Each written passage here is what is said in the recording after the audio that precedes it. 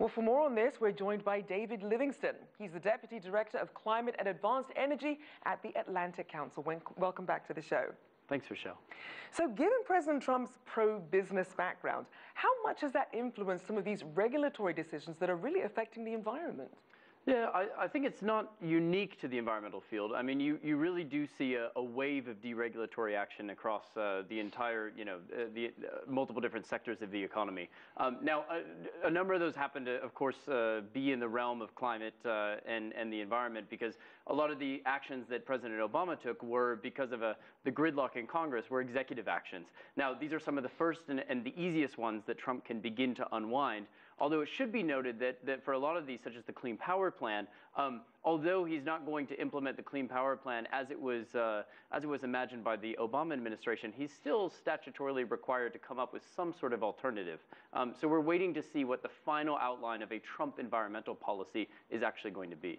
And speaking of waiting and seeing, let's also talk about the Paris Accord.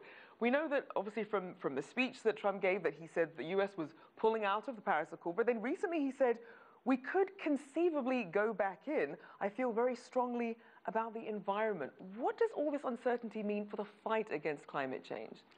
We're on a bit of a roller coaster when it comes to the U.S. participation in the Paris Climate Agreement. And one thing that's very important to emphasize, which is commonly misunderstood, is that the U.S. isn't out yet. The very earliest that the U.S. could withdraw is actually the day after the 2020 presidential election, which means that climate change will continue to be in the news and potentially on the ballot in the next presidential election. In terms of what this means for the global fight on climate change, I think a lot of countries have just learned to watch what President Trump does and not necessarily to listen to what he says. So we've had a number of back and forths in which it's been confirmed that the United States is definitely withdrawing from the Paris Climate Agreement. And then we've heard indications that, well, if he gets the right deal, the United States might stay in. Now, at the end of the day, none of this is really going to change the emissions trajectory of the United States. So in a material sense, it doesn't matter that much. But it does send the signal to our allies that the United States hasn't made up its mind about whether it wants a seat at the table or not. Now, there are many of us that believe that the United States is better served to have a seat at the table and are holding out hope that the administration sees the light over the next 3 years. But at the end of the day, you look for countries such as China to work with other partners such as the European Union, even India, South Africa, Brazil, other players, to move ahead on the implementation of the Paris Climate Agreement, regardless of what decision the U.S. takes. Now, we know that U.S. big oil really does want a seat at the table. We know that they have a lot of investment in natural gas, which does produce less emissions than coal does. But how will Trump reconcile potentially going back into the Paris Accord with his pledge to voters to bring back coal? Absolutely.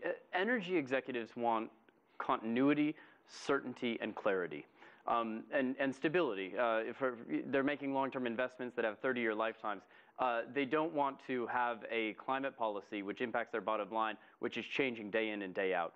For that reason, you see them on a range of issues, whether it's the Paris Climate Agreement, whether it's methane regulations on oil and gas drilling, actually getting out in front of this administration and saying, we want to be responsible companies, we want to be responsible actors in the energy sector. And they're promulgating their own voluntary actions to either reduce greenhouse gas emissions, count their impact and their environmental impact, and reduce the size and scope of that impact, et cetera.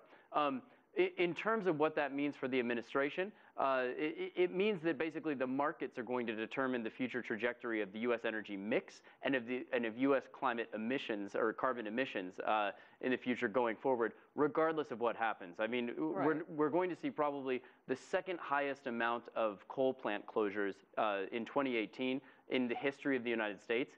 That's despite all the administration's attempt to promote coal. There are simply some trends that are set in motion by market forces that are not going to be reversed.